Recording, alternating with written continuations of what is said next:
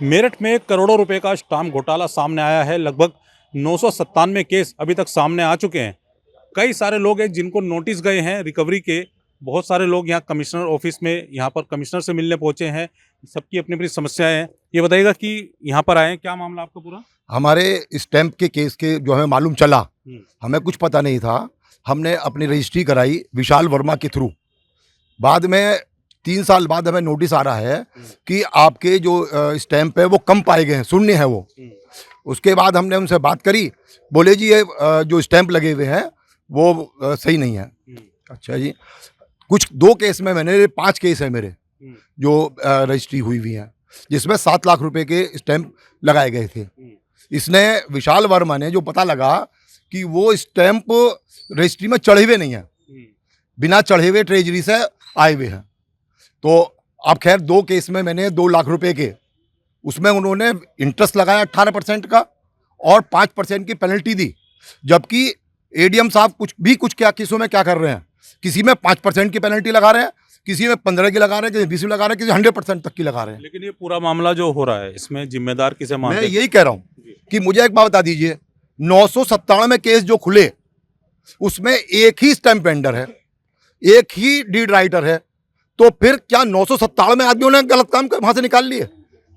Treasury से जो निकाल सकता है, क्या 997 आदमी ले आएंगे वहां से? पैसा उसको दिया गया जो अच्छा हमने जो पैसे दिए हैं, कुछ लोगों ने तो इसको नेफ्ट तक आरटीजीएस तक किए हैं, चेक दिए हैं, और जब हम लोगों ने दिए, मैंने बैंक से पहले रोज निकाल के पैसे इसको दिए हैं, कैश निकाल के।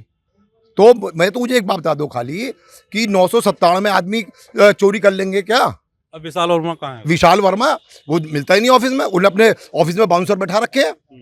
उसके घर पे हम जाते हैं, सबके खिलाफ एफआईआर करा दी जो और आदमी उनके खिलाफ एफआईआर। हम जो है किसके पास जाएं ये बताओ हमें? हमें जो है एडीएम से एफ के साथ पास जाते हैं, नहीं जी नोटिस दे रहे हैं, नहीं जी आप भरो। नाम क्या? नाम क्या आपका? मेरा नाम संजीव कुमार अग्रवाल है। आपका क्या नाम भैया? मेरा नाम अर्पित मोगा है जी। क्या आपका मामला है पूरा? मेरे पास 4 नोटिस हैं जी। 1,75,000 का, 1,65,000 का, 75,000 का और 65,000 का। मेरे पास हर दिन मेरे पास अपना काम छोड़ के मैं आए दिन यहाँ पर डेटों पे आता रहता हूँ, जिसके मैं पैसे दे चुका हूँ। बेफिजूल के मुझे यहाँ पर अपना टाइम छोड़ के काम खराब करके आना पड़ता है। यहाँ पर डेटों पे बैठना पड़ता है 2-2 घंटे। आप ये जिम्मेदार किसे मानते हैं? किससे आपने कराया था पूरा? भैया ये मैंने विशाल वर्मा से 4 रजिस्ट्री कराई थी और इनसे ही स्टाम्प लिए थे और इनसे ही मैंने रजिस्ट्री कराई थी। तो अब उसके खिलाफ कोई कार्रवाई नहीं हो रही क्या इसमें? भैया हम तो कार्रवाई करने की मांग कर रहे हैं, लेकिन कुछ हो नहीं रहा इसमें। कोई किसी से कोई सहायता नहीं मिल रही है। हम सबके पास जा चुके हैं, बातचीत भी करी, उन्होंने सबने ये बोला कि आपको जमा कराने पड़ेंगे। क्यों जमा कराएं हम, जब हम दे चुके हैं? हम व्यापारी वर्ग के आदमी, क्यों हमारा उत्पीड़न किया जा रहा है? कहाँ से लाएंगे 7, 7.5, 8 लाख रुपए? ऐसे ही रखे हैं 7, 7.5। ये तो ऐसी बात हो गई है कि कहते हैं ये जेब में रखे हैं, निकाल के दे दो जी। मेहनत से आदमी कमाता है, मेहनत से आदमी करता है, इतनी मुश्किलों से करता है। मेरे पापा भी नहीं है, मैं कहाँ से लाऊंगा 8 लाख रुपए? आपका क्या नाम बाबू जी? संजीव बंसल।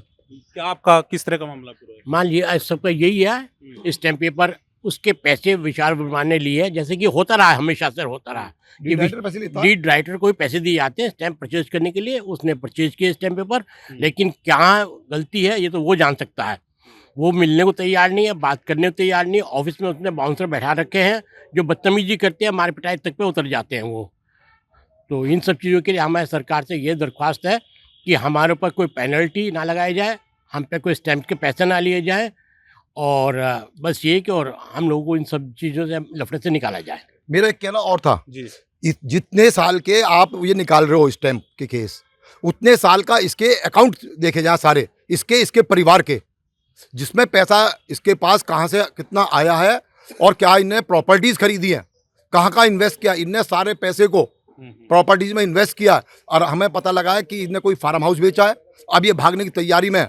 इसकी सारी जितनी भी प्रॉपर्टी, इसका ऑफिस है, इसका घर है, और इसके लड़की के नाम में, इसके लड़के के नाम में, इसकी पत्नी के नाम में जो भी प्रॉपर्टीज है, सबसे पहले उसको फ्रीज किया जाए, जिससे ये उनको देकर भाग ना जाए। हम पे ना बना के 997। मेरा नाम उमाशंकर खटीक एडवोकेट, जिला मंत्री मेरठ व्यापार मंडल। तो ये बताइएगा कि किस तरह का मामला है, कौन इसमें आरोपी दिखाई दे रहा है आपको? इसमें आरोपी निसंदेह विशाल वर्मा ही है, और जी हम सब पीड़ित व्यापारी हैं, सब व्यापारी वर्ग से ये हैं सारे। तो हम ये इस मामले को लेकर कमिश्नर साहब के लिए इसलिए आए हैं कि हम जो सब पीड़ित हैं और व्यापारी का वैसे ही काम टूटा हुआ है, ऊपर से ये हमारे साथ फोर्जरी, इस अधिवक्ता ने जो भी है, ये विशाल वर्मा, इसने हमारे साथ फोर्जरी कर दी है। पीड़ितों के साथ आपने देख ही लिया। मैं बाबूजी की बात से पूर्णतः सहमत हूँ, इसकी प्रॉपर्टी सीज करी जाए और इसका पासपोर्ट भी जब्त किया जाए। हो सकता है विदेश भाग जाए।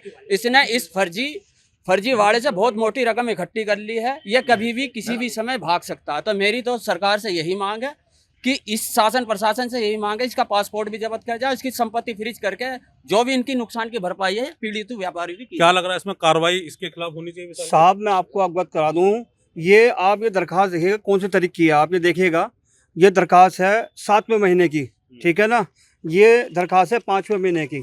यहाँ पर व्यापारी पिछले, आज चल रहा 11वां महीना, नवंबर महीना, 6 महीने से इसी चक्कर काट रहा है इसी कार्यालय के, और किसी को इंसाफ नहीं मिल रहा। इनके ऊपर नोटिस दिए जा रहे हैं, लाखों करोड़ों रुपए का इनके ऊपर टैक्स भर दिया है, व्यापार से पहले टूटे हुए हैं, और ये अधिकारी के सोए पड़े हैं। इन्हें पता नहीं है कि व्यापारी यहाँ चक्कर काट रहे हैं, इन्हें जवाब देना है। ये वाला अधिकारी कहता है डीएम पे जाओ, डीएम कहता है एसपी सिटी पे जाओ, कप्तान पे जाओ, एडीजी इसको मार्क कर देते हैं। बताइए अब क्या करें, ये व्यापारी लोग परेशान करके रख दिया। अपना क्या लग रहा है इसमें इंसाफ की क्या उम्मीद है अब आपको?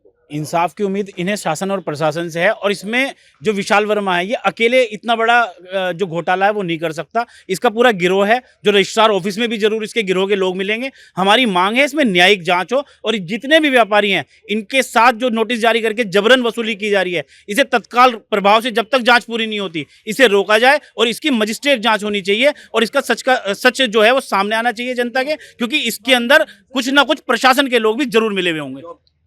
एक नहीं, दो नहीं, पूरे 997 केस अभी तक सामने आए हैं, और ये सभी पीड़ित लोग वो हैं जिन्होंने स्टाम्प खरीदे थे, लगाए थे। लेकिन इनका कहना है कि सिर्फ एक ही अधिवक्ता है, विशाल वर्मा, जिससे इन्होंने स्टाम्प लिए और ये बैनामे कराए हैं। लेकिन पीड़ित फिलहाल ये लोग हैं, इन्हीं को ही इसका शिकार होना पड़ रहा है, इन्हीं को ही इसका हर्जाना भुगतना पड़ रहा है। लेकिन विशाल वर्मा, जो इनका कहना है कि विशाल वर्मा के ऊपर अभी तक इसमें कोई कार्रवाई नहीं हो रही है, जिसको लेकर के, जिसकी मांग करते हुए आज ये कमिश्नर ऑफिस पहुंचे हैं।